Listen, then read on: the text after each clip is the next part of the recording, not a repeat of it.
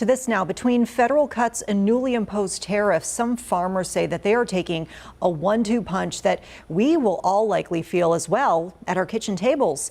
WCNC Charlotte's Michelle Bowden spoke with experts about the potential impact, and she spoke with farmers who are asking, where's the money? We're talking about federal programs and signed contracts that suddenly went up in smoke, leaving farmers and small businesses across our area scrambling to stay afloat. It is a challenging time for the people who put food on our tables. And the biggest thing overall is that no one is being communicated with. The Fresh List works with small family farms throughout the Carolinas, helping to get the food they grow to restaurants and home kitchens across the Queen City. And for you?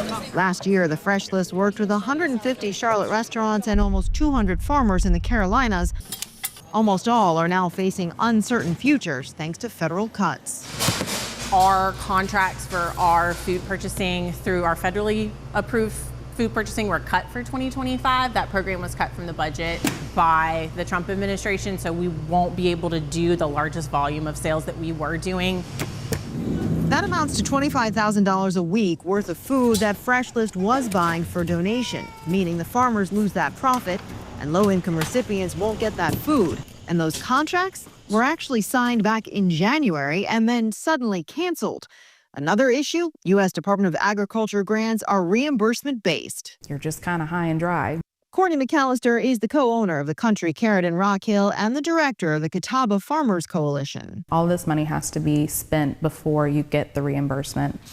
When you submit for the reimbursement and it is rejected or doesn't come through for whatever reason, all these different things that now we're having to take a curve and figure out what the business looks like going forward without the funding that we already signed contracts for. Confusing directions on tariffs also means they can't make as much money exporting their products, and the goods they normally use to make their products now cost more.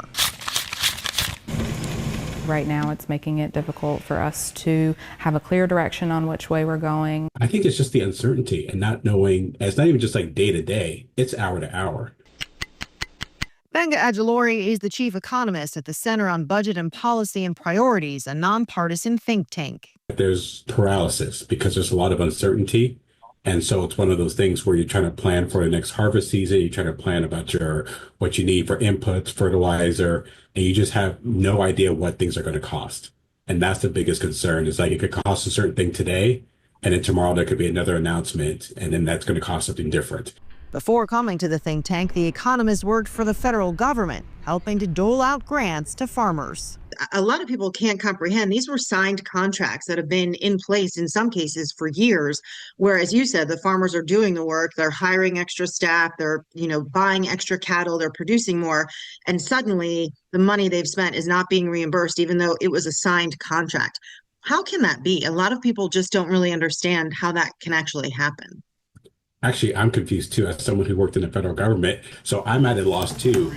In Charlotte, Michelle Bowden, WCNC Charlotte.